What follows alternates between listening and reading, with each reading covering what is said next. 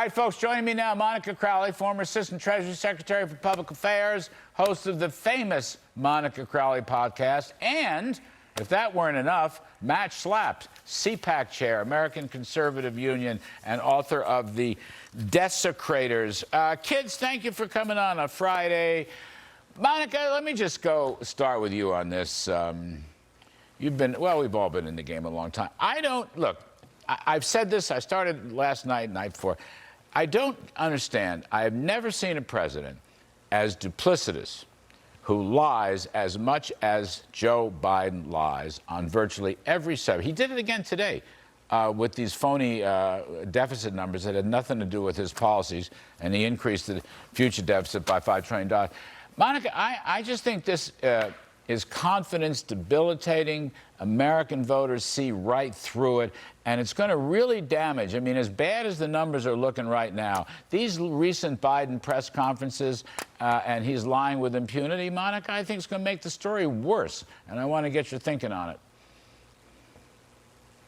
Yeah, you know, Larry, Joe Biden has always been a hack and a liar and a jerk, and now he's all of those things plus with severe cognitive challenges. So this is nothing new for Joe Biden. He's always been a fantasist. He's always been a liar.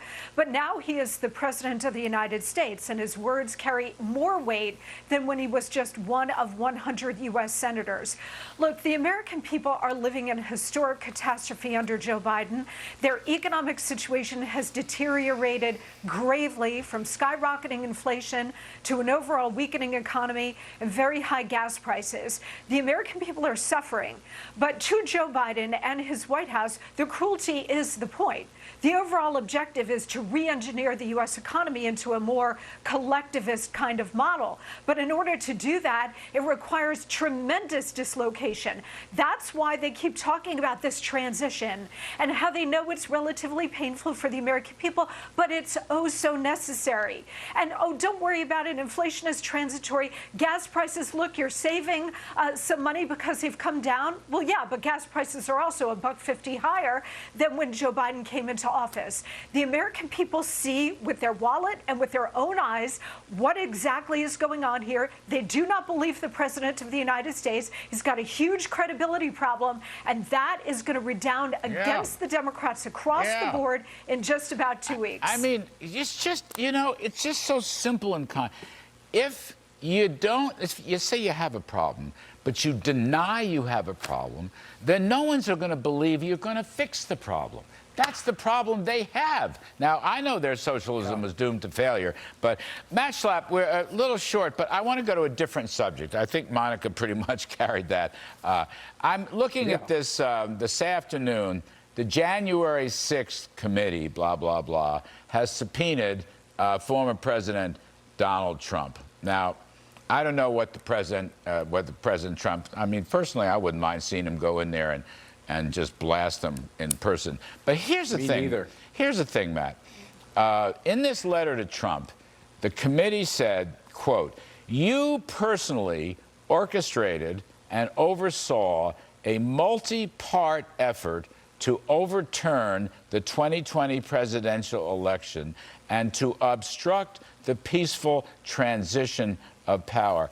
Now, Matt, I would say to you, there is no proof or evidence that statement is even remotely true, and they are using this now to subpoena him. This makes me crazy. First of all, to the Democratic Party, I urge you to continue to go after Trump associates, go after Donald Trump, subpoena people, keep your J6 thing going. Every time they do one of these things, it's like a get out, vote the machine for the Republican Party. It's amazing how they're doubling down on this idea that the voters care about J6. You know, Larry, I can look at polls. I read all the polls that are coming out.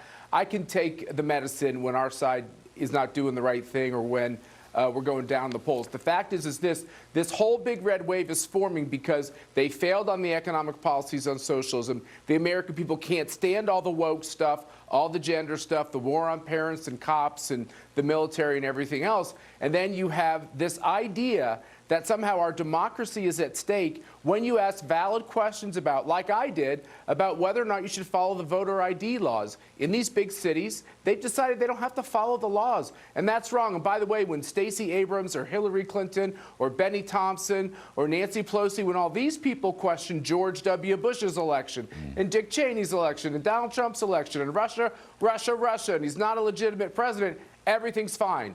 When Donald Trump asked very valid questions about why didn't we make sure people were on the rolls and they checked voter ID, they checked their signatures on those mailed-in ballots, he's an insurrectionist. And I think the American people see right through this phoniness. I do too. You know, I guess they think this is some kind of October surprise. But actually, it may be an October surprise, but the Democrats are going to not like the surprise because there is no proof, there is no evidence, any of this stuff. Anyway, I'm sorry we don't have more time, kids, but you're both wonderful. Monica Crowley and Matt Schlapp, thanks ever so much.